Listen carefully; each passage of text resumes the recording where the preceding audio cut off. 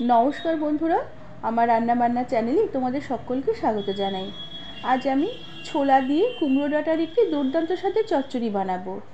একদম কম সময়ের মধ্যে কম তেল মশলায় রেসিপিটি বানানো হয়ে যাবে, আর খেতেও খুব সুস্বাদু হবে। রেসিপিটি তোমাদের সম্পূর্ণ দেখার অনুরোধ রইল, আর ভালো লাগলে একটি লাইক, শেয়ার আর সাবস্ক্রাইব করে দেবার অনুরোধ রইল।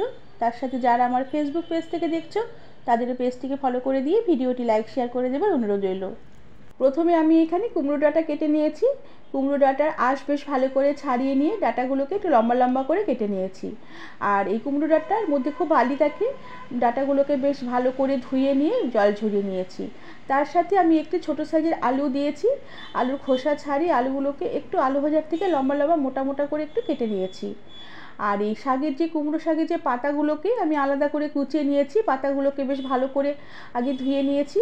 ধুয়ে বেশ ভালো করে পাতাগুলোকে কুচিয়ে নিয়ে আমি জল ঝরিয়ে নিয়েছি। এবার এই পাতার মধ্যে আমি অল্প করে একটু নুন ছড়িয়ে দিলাম। নুন দিয়ে পাতাগুলোকে বেশ ভালো করে আমি চটকে নেব। এতে পাতাগুলো একটু মজে যাবে, আর শাকটা যখন রান্না করব পাতাগুলো তাড়াতাড়ি তরকারির সাথে মিশে যাবে। আর পাতাগুলো বেশ ভালো করে চটকে নিয়ে পাতার যে জলটা আমি বের করে নিয়েছি, জলটা আমি ফেলে দেবো। জলটা আমি রান্নাতে আর ব্যবহার করব না। আর এরপরে আমি রান্নাটা শুরু করব। এই জন্য গ্যাসে একটি পরিষ্কার কড়া বসিয়ে কড়াতে পরিমাণ মতন তেল দিয়ে দিলাম। তেলের পরিমাণটা আমি অল্প করে দিয়েছি এখানে। তেল গরম হয়ে উঠলে আমি অল্প করে একটু কালো জিরে ফোড়ন দিলাম। কালো জিরে ফোড়নটা কিছুক্ষণ একটু ভাজা ভাজা হতে দেব। এরপরে আমি দিয়ে দিলাম 2 কোয়া রসুন থেতো করে রেখেছিলাম, সাথে 2 কোয়া থেতো করা রসুন দিয়ে দিলাম। এবার কালো জিরে রসুন থেতো করা রসুন কিছুক্ষণ একটু নেড়ে চেড়ে নেব।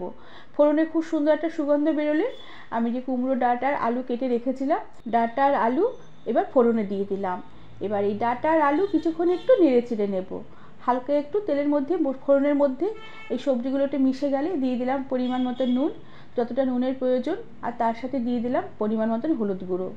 নুন আর হলুদ গুঁড়ো দিয়ে এই সমস্তটা এবার একটু বেশ ভালো করে নেড়ে চেড়ে নেব, আর হালকা একটু ভাজা ভাজা করে নেব।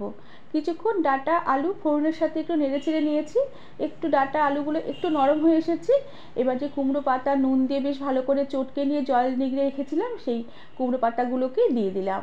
এবার কুমড়ো পাতাগুলোকেও এবার এই ডাঁটা আলুর সাথে বেশ ভালো করে নেড়ে চেড়ে নেব, আর একটু ভালো করে একটু মিশিয়ে নেব।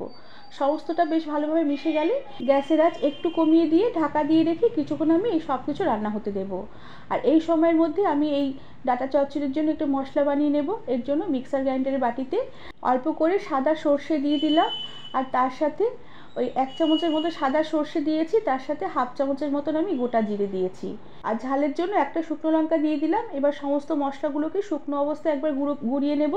এরপরে জল দিয়ে বেশ ভালো করে মশলাগুলোকে মসৃণ করে পেস্ট করে নেব। তবে ঝালটা তোমরা তোমাদের নিজেদের রুচি অনুযায়ী দেবে। মশলাতে যদি কাঁচা লঙ্কা দিতে চাও দিতে পারো, সেক্ষেত্রেও খেতে ভালো লাগবে। এবার সমস্ত কুমড়ো ডাঁটা আলুগুলোকে বেশ ভালো করে নেড়ে চেড়ে নিয়েছি। ডাঁটা আলু বেশ অনেকটাই মজে এসেছে, আর বেশ ভালোভাবে ভাজা ভাজা হয়ে এসেছে।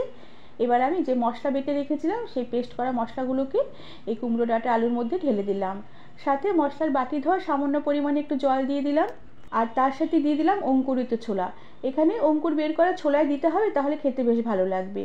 এবার সব কিছু বেশ ভালো করে নেড়ে চেড়ে মিশিয়ে নেব। আর সমস্তটাই বেশ ভালোভাবে মিশে গেলে এবার দিয়ে দিলাম সামান্য পরিমাণে একটু ধনের গুঁড়ো, আর সামান্য একটু লাল লঙ্কার গুঁড়ো। আর তার সাথে সামান্য পরিমাণে একটু হলুদ গুঁড়ো দিয়েছি। হলুদ গুঁড়ো আগে একবার দিয়েছি, তাই হলুদ গুঁড়ো একটু কম করে দিলাম। তবে নুন আর এখন আর দেবো না, যদি নুন লাগে পরে নুন দেবো। কেননা কুমড়ো ডাঁটার আলু ভাজবার সময় প্রথমে একবার নুন দিয়ে দিয়েছিলাম। এবার সামান্য একটু জল দিয়ে সমস্ত মশলাগুলোকে বেশ ভালো করে নেড়ে চেড়ে মিশিয়ে নেব। আর গ্যাসের আঁচ কমিয়ে দিয়ে ঢাকা দিয়ে রেখে লো আঁচে সমস্ত মশলা সবজিগুলোকে রান্না হতে দেব।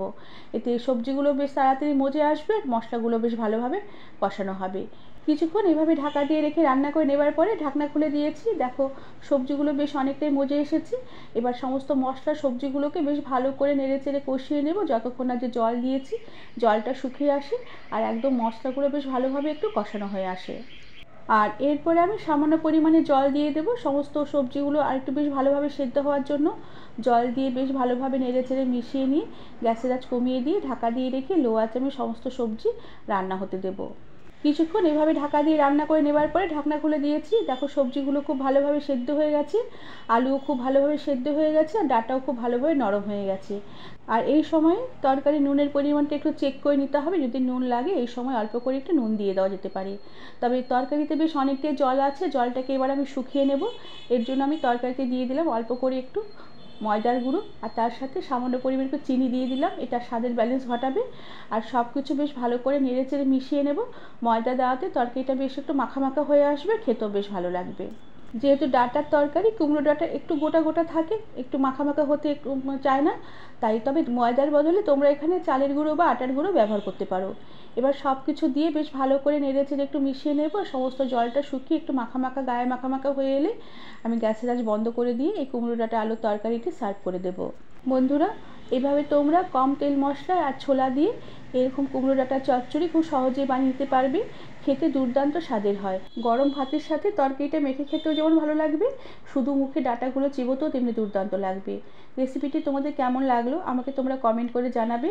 আর ভালো লাগলে একটি লাইক, শেয়ার আর সাবস্ক্রাইব করে দেবার অনুরোধ রইল। তার সাথে পাশে থাকা বেল আইকনটি প্রেস করে দেবে, যাতে আমার সব নতুন ভিডিও নোটিফিকেশন সবার আগে তোমাদের কাছে পৌঁছে যাবে।